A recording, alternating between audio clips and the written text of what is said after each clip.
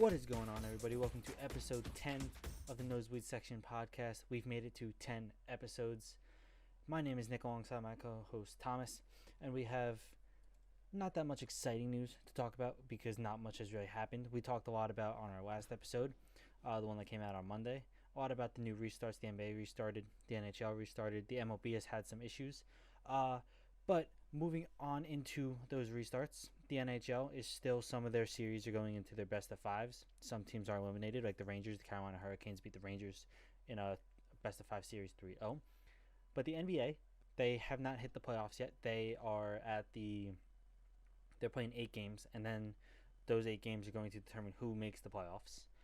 I know a couple episodes ago, actually a good amount of episodes ago, we talked about who we thought was kind of screwed for the NBA, who wasn't going to do anything special, who wasn't going to do anything at all. And do you remember the team we were talking about? It was the Suns. Yeah, the Phoenix Suns. The Phoenix Suns were, I believe, when we were talking about it, about 4 or 5 games back, more or less meaning that they needed to completely win out, and they needed other teams around them to lose. And we said that it was possible, but realistically it was not that possible. And I come here as not a diehard supporter. I like Devin Booker a lot. The Suns are 2.5 games back from the 8th seed. And really, they only need to hit the 9 seed in order to have a chance at the playoffs. They are half a game back from the Spurs and the Pelicans because they are tied.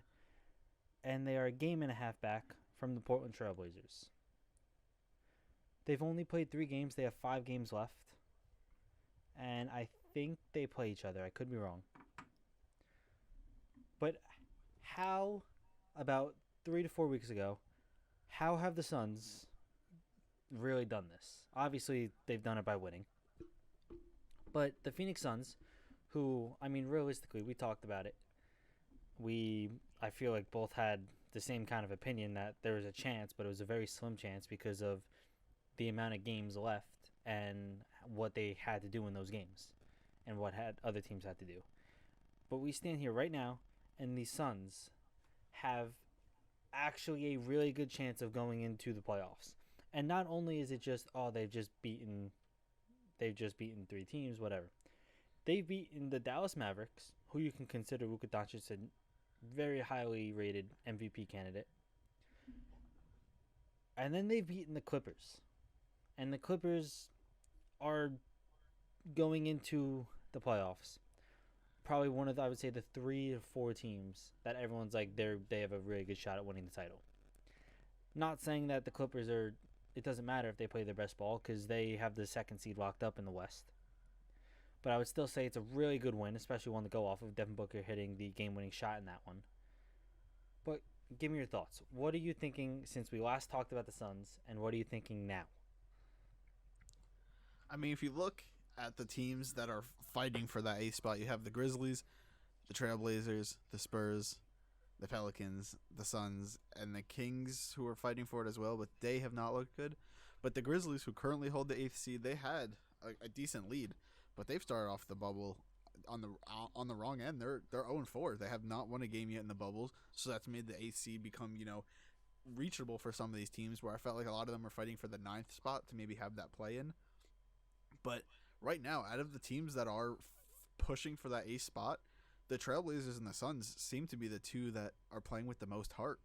They've had probably the hardest schedules out of these teams so far, and they're the ones that are actually winning games. So, yeah. I mean, that's just impressive. That's just showing how much passion both those teams have, and it's kind of making it exciting. I counted out the Suns like we talked about already, but honestly, they're proving me wrong. I'm kind of happy. Yeah, they've just played extremely good basketball. Like, Devin Booker is just playing the normal basketball he does. I think DeAndre Ayton, although during the season he received I think it was the 22 to 25 game ban, so obviously that didn't help the Suns at all. But he's been playing phenomenal since he's come back. Ricky Rubio has been very good, as well as Cam Johnson for the Suns, who is a rookie, and he's been playing since the NBA has restarted. He's been playing very, very well, and that's a position the Suns needed The Suns, you can argue you can move Booker up, you can move Booker down, you can move Rubio up, you can move Rubio down a bit to kind of play a bit smaller ball, but they had no one to guard anyone at a power forward position. Now they have a power forward that can guard the power forward position and score at the power forward position, which really helps them. And as you said, they've been playing really good basketball as well as the Trailblazers. The Trailblazers' biggest problem, I think, coming into this was their defense, and they've been playing phenomenal defense. I don't know if you saw their most recent game. Mm-hmm. They've just played absolutely phenomenal defense, and I think the Suns have as well. And that's where both of these teams have come in, and they've been able to play their offense the same way, but pick it up on the defensive side, which has really helped them. And the Pelicans, the Grizzlies, have both had extremely poor starts to the bubble, and it's not helping their case in any way. Like, there's a chance the Grizzlies came in with about a 3 to 4 game lead going into the bubble, and they have almost lost that, and there's a chance they might not even make it into the playoff game, like the play-in, which for them is horrendous. And for a team like the Suns, who I think have just really the past couple years been missing a couple good pieces, like a key piece. And I think if you also look at the Suns, right, the Suns are doing this right now, and Kelly Oubre Jr. is not playing at the moment. And Kelly Oubre Jr. is, you could argue, one of the main reasons they got into the position they are in at the moment. Like, without him, I don't think they would be in the bubble at the moment. And now they've just kind of picked up where they left off without Kelly Oubre, and they're still playing phenomenal basketball. Like, Yeah, I feel like the biggest thing for them is, I mean, you obviously have the great guard play with Devin Booker alone. Getting Ricky Rubio this season was a huge plus. He's a person that needs the ball in his hands, but in a different way than most people. Most people need the ball in their hands to shoot, where he's a person that's going to create open shots, which, you know, it helps Devin Booker. It's helping Cam Johnson, who, like you said, is looking really good right now in the bubble. But now, like you said, DeAndre Ayton's coming back from that long suspension. They haven't gotten into rhythm with him, and now, you know, they're getting the games in. They're looking good with him. And then also even Dario Saric and Frank Kaminsky, who from Wisconsin, he's only playing on limited minutes. But when those two come in, Dario Saric is playing a lot of minutes, but those two are playing really good power forward minutes. That's creating like a solid 5 on the Suns for a decent amount of the game, where I feel like the Suns haven't had that in years. So that's what's helping them, you know, stand out a little bit more than they ever have.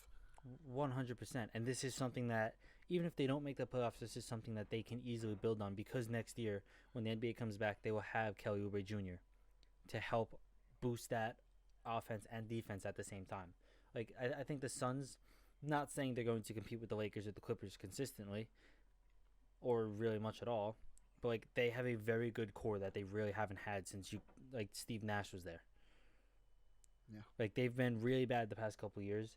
They drafted Devin Booker, and I think that was one of the best things the Suns could have done, like taking Devin Booker over like some other players. But they had Devin Booker, and then it was kind of like, all right, who do we get next? Who do we get next? And everyone just seemed to kind of fail. And then last year they picked up DeAndre Ayton, and then it was like, wow, like DeAndre Ayton's a really good player. Him and Devin Booker could be something. And then they got Ricky Rubio in the offseason. They got Kelly Oubre in a trade. And then it was like, wow, the Suns are kind of looking like a really good basketball team if they can figure out how to play. And then adding in Frank Kaminsky, Dario Saric, even Cam Johnson has picked it up. Like, they've added a lot of players that are just going to fit this team for this bubble and for years to come, if they can keep the core of this roster, which I think is, for them, a huge piece. And for them, hopefully that's something that they can keep, because really, up until this year, I don't think the Suns have had much playoff hope at all. No. They've, again, since the last time Steve Nash played for the Suns, I think you can argue that's the last time they were like, oh, we have a chance at the playoffs. And I don't think many people can disagree or argue that point. But also, talking about good starts to the bubble, the Suns, they had a good start. The Trailblazers had a good start. A team that's already in the playoffs is the Denver Nuggets. And the Denver Nuggets, you think of the Denver Nuggets, the first person you're going to think of is either Jamal Murray or Jokic. Both absolutely phenomenal players. And the Nuggets have a very tall, very big man roster. But one of the rookie this year, Michael Porter Jr., hasn't played much. He was hurt. He was hurt all of last year. He played 3 games. He had a pretty rough first game. He didn't do too much, to be honest. And then he absolutely dominates the second game with a double double, dropping 37 points and 12 boards. And then it was like, oh, that might just be a fluke or something. Next game he comes out, he drops 30 points and 15 boards. Is Michael Porter Jr. going to be one of the big names in basketball in the years to come? 100%. I feel like people have known this for a while. I mean, he was the number one ranked recruit coming out of high school. He went to a little bit smaller school and missed a majority of the season. I'm pretty sure almost all of it due to an injury, and that hurt his draft stock significantly. But if you go all the way back to high school, people have expected this from him, and I think it honestly just because we live in a world where the news is constantly changing, new players are constantly being brought up. That I think people forgot about Michael Porter Jr., but is it a surprise? I don't think it should be. But it's unexpected for it to come, in the bubble. I feel like we maybe would have seen it next season or something. But they're giving him the minutes. Jamal Murray is hurt right now, so in these games. So it's giving Michael Porter those minutes and those touches, and he's taking advantage of it. And the Denver coaching staff's gonna have to look at it, and maybe he deserves a little bit more touches now that he's proved it. Yeah, the past 2 games he had 44 minutes in the second game against the Thunder, and he had 36 minutes against the Spurs. I mean, for a rookie, because he was hurt all of last year, he didn't play at all. I mean, he's getting really good minutes, and he's doing a lot with those minutes. He's not just he's not just getting the minutes and just he's just there like a body on the court. Like, he's doing a lot in those minutes. 37 points in 44 minutes is not easy, and not many basketball players are doing it. And then 30 points in 36 minutes. It's again, the past 2 games he's averaging over 30 points, and I know it's only 2 games. But there's some players or some teams like the Knicks, for example, who would die to have a player like Michael Porter Jr. on their team. That's just one example. I think the Nuggets are in a very unique, but also at the same time a very good spot to have people like Michael Porter Jr. that you could come in, or that you can have come in, absolutely go off, and still have someone of the likes of Jamal Murray on your bench. I think Michael Porter Jr., if he can keep consistency and stay healthy in the future, will be an MVP candidate. I also think he will, staying with the Nuggets, because I think the Nuggets are a pretty young team, to be honest with you. If he stays with the Nuggets, they will also, in the coming years, be an NBA championship contender consistently. And I think Michael Porter Jr. is the key piece that the Nuggets were missing. If you look at almost every good team in the NBA, their number one position is the small forward position, who can move up or down. The Lakers, you have LeBron. Even if you don't want to say LeBron, AD, although he's a power forward, you can move him down to the small forward. You can move him up. Someone who's versatile and something like that, like a Michael Porter Jr. He's 6'10", and he's a small forward. Very similar to KD. KD the same way. Although he's been hurt, look at everything KD's done in his career. Kawhi, Paul George. All of these players, not comparing him to them yet, but if he can stay healthy and he can stay consistent, he will be an MVP. He will be an NBA MVP. And he will also have a couple, not one, he will have a couple NBA championships. And Well, that's bold. It's bold, but as you said, everyone's expected this from him. Yeah. He comes in to the bubble. He didn't get much time in game 1. He had 25 minutes. He had 11 points in them. You give him the time and you give him the ability to grow as a player. He drops 37 points in 44 minutes. And he's not just there dropping points. He has 12 rebounds. Then he has 30 points and 15 rebounds. And it's not on terrible shooting nights. He got 37 points. He went 12 for 16 from the field. 4 for 6 from 3. 30 points. 11 for 19 from the field. 5 for 9 from 3. Not many players that you see are dropping those kind of numbers. James Harden, for example, he drops those numbers, but look how many shots he takes. Do you think James Harden is dropping 37 points on 16 shots on the field? No. He's not. But given a lot of his points are coming from the free throw line, a good amount of them are coming from the free throw line, actually. but that's just the way James Harden plays. If you can be that efficient, scoring 37 points, that's something special. If you can, And not only like, that's insane. you go ahead. No, go. All right, I was just gonna say, besides just his efficiency, which, like you said, 12 for 16 shooting, like 37 points, that's crazy.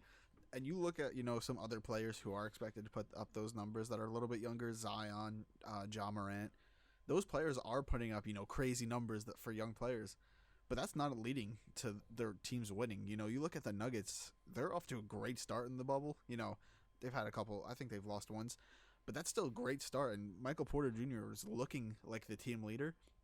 And today, or the day we're recording this, they just beat the Spurs, which actually only puts them half a game behind the Clippers for the second place seeding. And I know we talked about, like in many episodes, that seeding doesn't matter, but I feel like the difference in the quality of team you play between the second and third seed in the West is significant. Because you're either, right now the second seed, which is the Clippers, would be playing the Mavericks, great team, and then the Nuggets would be playing the Thunder.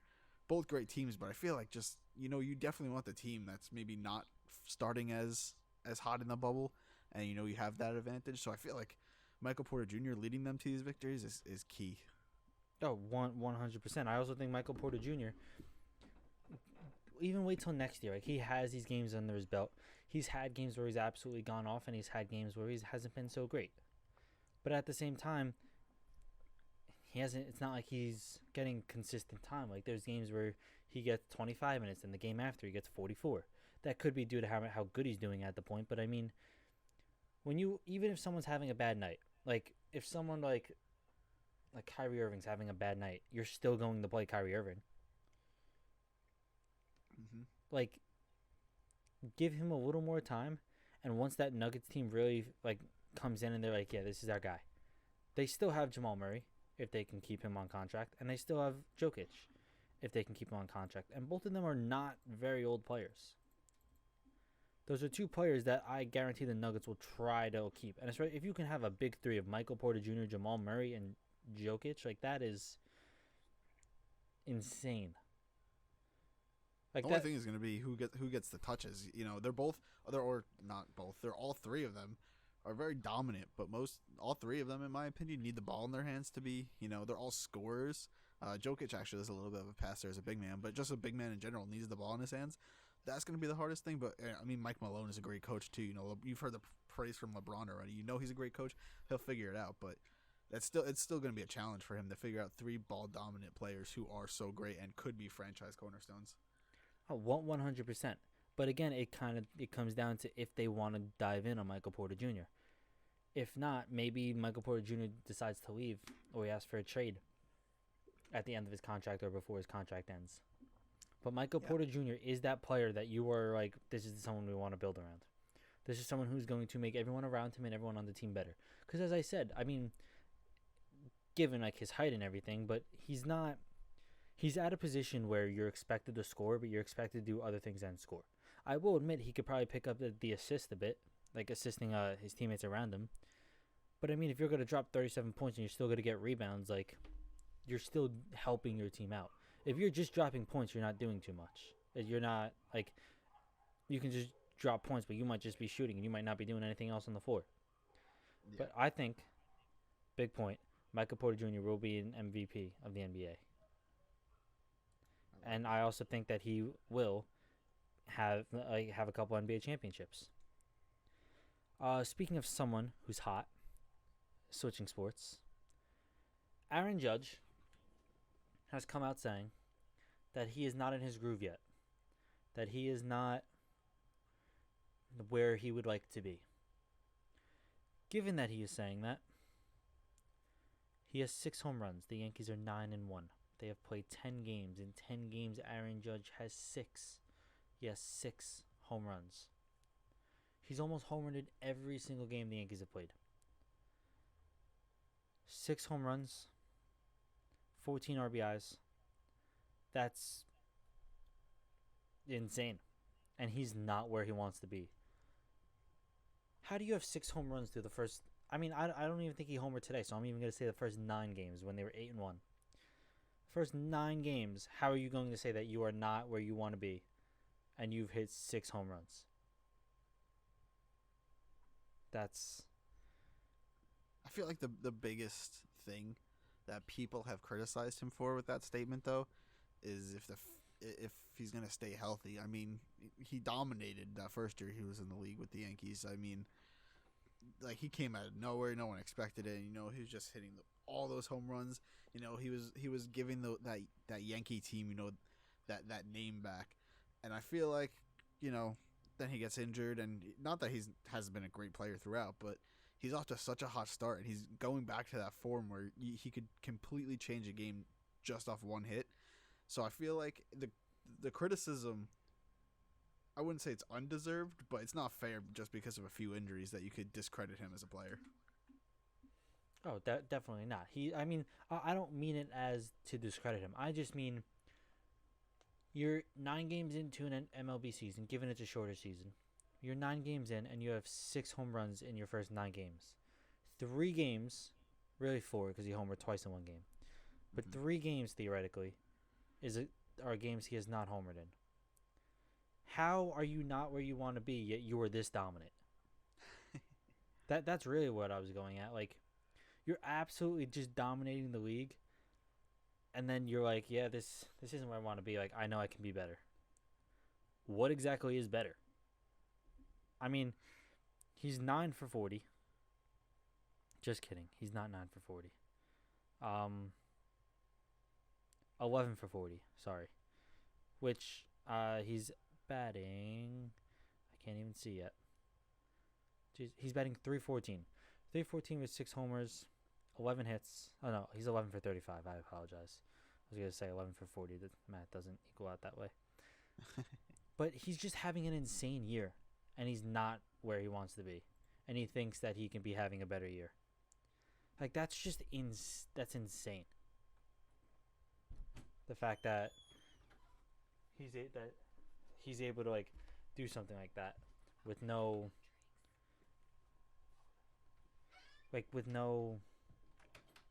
I don't even know how to say it. It's just mind-boggling. Like, it just doesn't make sense to me that, like, any player wishes that they could have the stats he has and be like, yeah, I'm having a really good year. Instead, he's like, nah, I want to do better. I can be better. I mean, that's the mindset you want your star player to have, and obviously he is the face of, you know, probably The Yankees, yeah. the biggest sports franchise in the United States, at least, if not the world. You want him to be saying things like I think that. the Cowboys are, though. All right, that's fair. Well, But, no, I feel Forbes like, came I out don't with a know about list, that. which we're actually going to talk about next. I But didn't even see this list, so I'm definitely down to talk about it. But like, even then, like, you want your star player to be saying something like that, and I mean, not that he can improve his game, because, you know, like you said, he's off to this amazing start. I don't know how he can. I mean, obviously he can bring up the average to above 300, which would just be insane to have one of the best power hitters in the game hitting over 300 for an average in general. yeah, like, it's really just, like, crazy, I guess, is the word to I use, because I've followed baseball majority of my life, and in my opinion, if you're hitting 300, you're having a really good year. Like, I would say you're having an above average year, because realistically, you're gonna have 4 at bats in a game. If you go 1 for 4, I would say that's a pretty good day, batting 250. If you went 1 for 4, that, like, I would consider that a good day. I think most players would. Obviously, you'd like to go 2 for 4 or 4 for 4, really. Yeah. But I mean, you have someone who's trying to not let you get a hit against you trying to get a hit against them. Like, as dumb as that sounds, it is not easy to do something that someone doesn't want you to do, especially when they have a chance at stopping you. Like, as dumb as that sounds, I know it sounds dumb, but if you're batting 300, you're having a pretty good year, a really good year in my opinion. He's batting over 300. At this point in the season, I would say if you have 3 home runs in your first 9 games, that's pretty good. 3 to 4 home runs. He has 6. And again, I know it's the very beginning. He can easily just go 10 to 20 games without hitting another home run. But right now, Aaron Judge is the hottest player in the MLB, in my opinion. On top of that, the Yankees are, in the MLB rankings, power rankings, they are the best team. They are the first best team. They have 1 loss. They did play early today, which I think they did lose, so I think they are 8 and 2. Yeah. I do think that they are 8 and 2. But they play again, doubleheader. Just absolutely insane. So, fair play to them. And you said you wanted to hear the Forbes list. Yeah, I do. Forbes came out with their top 5 most valuable franchises. Well, they came out with the top 25, but the top 5 we can talk about. And I do want to talk about this a bit, just because in the top 5, who do you think the top 5 most valuable franchises are? Because you said you didn't see this list, right? No, I haven't. Okay, so who do you think the top 5 most valuable franchises are? Now, is this just U.S. sports? This is every sport in the world. Every sport in the world. Every sport in the world. Top franchises. Oh. Who do you the top 5? Just off the top of my head, I'm going to say the 2 that we talked about, which is the Yankees and the Cowboys. Okay. If we're talking worldwide, I feel like Real Madrid would be in there. Okay. Oh, this is hard to do off the top of my head. I can think of 2 more. I feel New York sports. I feel like the Knicks are probably in there. As weird as that is, I just think they're a valuable franchise. Okay. And I can't even think of a 5th team that's in that same category. I'm just gonna give 4 because I can't even think of a 5th. All right. I don't think it would be a U.S. sport. I feel like it's another soccer team. Definitely. Out of the top 5, all 5 of them are in the United States. Really? Yes. Wow. 3 of them are in the NBA. 1 is in the NFL, and 1 is in the MLB. One of them, my guess, is only due to, I guess you can say, events that happened in the last 7 years. So you probably have an idea who that is. Warriors. Yeah. The Cowboys are number 1, valued at $5.5 billion. The Yankees are number 2, valued at $5 billion. The Knicks at 3, 4.6. The Lakers at 4, 4.4. Ooh. And the Golden State Warriors at 4.3. And I the like reason this. I said all sports, because, well, it is all sports, but the top 5 are all in America. Number 6 is Real Madrid at $4.24 billion, which to me is interesting because I would argue Real Madrid is, as a sport, because they are a soccer team, Real Madrid and Barcelona. I'll put Manchester United in there because Manchester United is in the top 10. They are 10.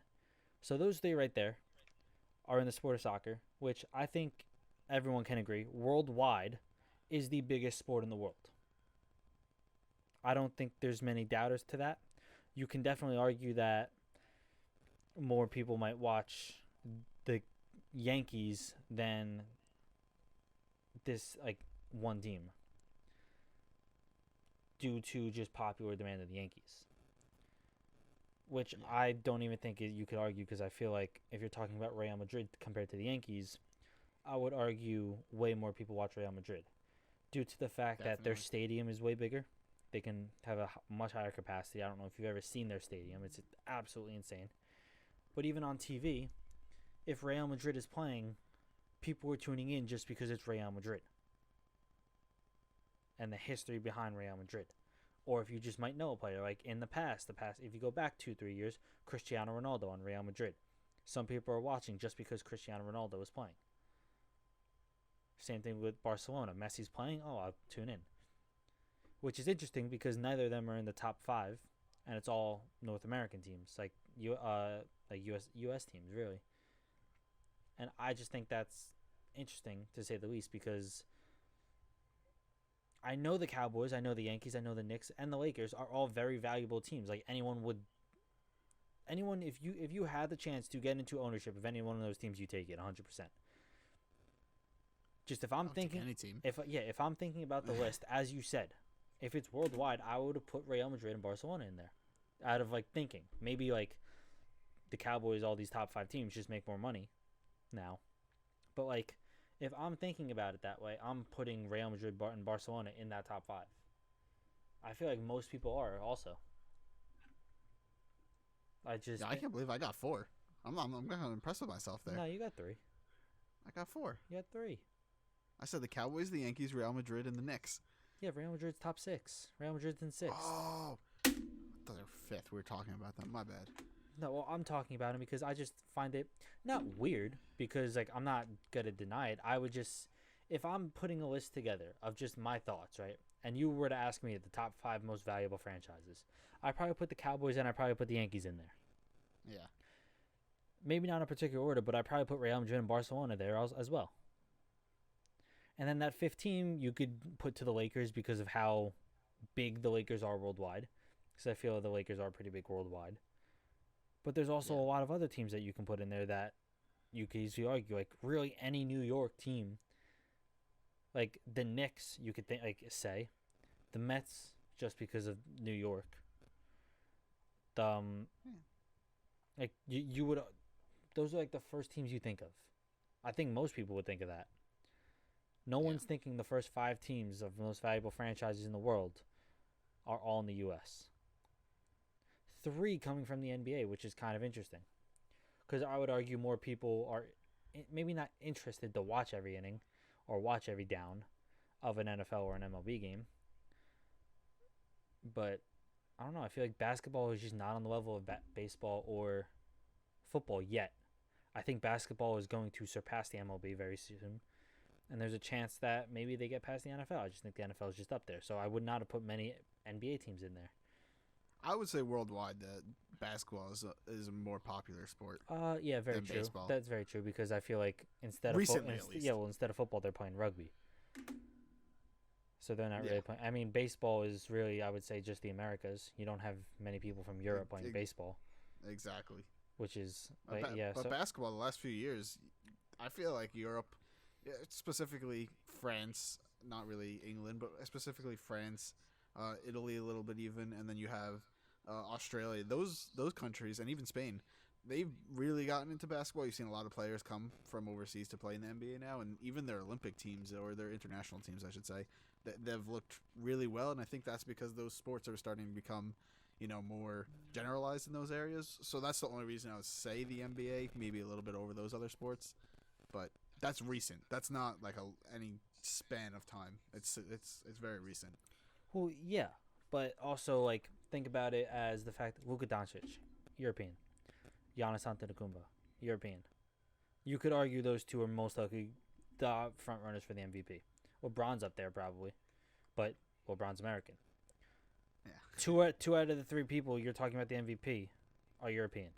So yeah, I see your point of that. It's probably more worldwide, especially with what like they're doing with their money. Like Giannis is just making courts in Greece. Mm-hmm. Like the way they are building their fan base for them. Like I would even say like besides their fan base in Europe, they have a huge fan base here because of just the way they are. Other top like the Gasol brothers. Like there's so many good players coming from Europe that obviously I would say the league is dominated from the U.S., but a lot of really really good players are coming from Europe. That is, I mean, I just think that's the way the league is going, in my opinion. Not going straight Europe like European, but there's a lot better European players. Like the top half of Europe is very contend. Like they can contend with the top half of the U.S. But I would say the middle of the U.S. is far better than the middle of Europe. If that makes any sense. Yeah, I feel like it's starting to become. I mean, we've seen it through the Olympics. That's been something I feel like as Americans we've kind of not watched basketball in the Olympics just because it's been there's the United States playing another team that they're going to beat 130-20, and it's not exciting to watch really. Like competitive basketball is fun to watch, but watching a team just shoot 3 after 3 and just doing like dunk contest dunks in game, not very enjoyable to watch. But over these last few years, these other countries, with actual NBA talent on their rosters are starting to compete. So I feel like that's even going to help the NBA grow a little bit more, which is exciting because I feel like basketball is a sport that it can grow worldwide just because it's not so Americanized. Oh, 100%. And before we end the episode, going from 6 to 10, who do you think are the next 5 most valuable franchises? All right, well, you already gave me 3, so Okay. So Wait, let me just make sure I'm correct with this. Real Madrid was 6. Yep. Man United was in there. okay, Barcelona was in there. there's two more. They have a very interesting rivalry, should I say? They don't play much, but when they do, I would say the past 2 main times they've played, it's been a pretty important game. Oh. With one team coming out to win both times. Ooh. I feel like I've given you a pretty good hint. I feel like you did too, but now I'm totally lost. I believe they have played. They might actually not have played in the regular season since. But they've played 2 times in the past. I'm gonna go 10 years because it goes faster than you really think. And the 2 times they played, one team has won both games, and it's been a very, very big game, very important game for all the marbles. What the heck? I can't think of it. That's 7 and 9.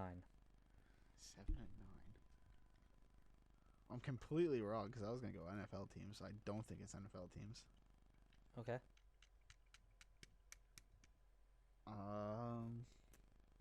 All right, we're good. You got 10 seconds. 10 seconds. You know what? Just tell me. I can't even think of it. Patriots and the Giants. Oh, okay. Well, we're past 10 years for that, but all right. Nah, it's 2010 The and 2014, no? No, 2007, the Giants won. Okay, 2007 and 2010, no? We're in 2020. Yeah, 10 years of 2010. 2007. They won 2. Yeah, but you said within the last 10 years they won 2. I'm thinking last 10 years they've won twice. Okay, as I said, it's gone by fast. I was gonna say the I'm not even Patriots. gonna look it up. Yeah, Patriots and the Giants. Okay. Hey. I wouldn't have guessed the Giants, to be honest, but the Patriots I was thinking. Yeah. Okay. So apologies on the year. Like I don't remember. Again, it comes so fast, and it feels like it was like 5 years ago that the Giants beat them like for the second time. Yeah. Washington football team is sitting at 14. I think it's interesting that they put Washington football team. And to round out the list, worth $3 billion is the Denver Broncos. Ooh. Yeah, that is. Did not expect that, to be It's honest. a very interesting list. You can go check that out if you just go to Forbes or you just type in top 25 most valuable sports franchises in the world. But thank you very much for tuning in to episode 10 of the Nosebleeds Section podcast. We appreciate you very much. This is our 10th episode. We've hit double digits. Comes out every Monday and Thursday at 3 p.m. Make sure you check it out on YouTube and make sure you like, comment, and subscribe on YouTube. We'll see ya.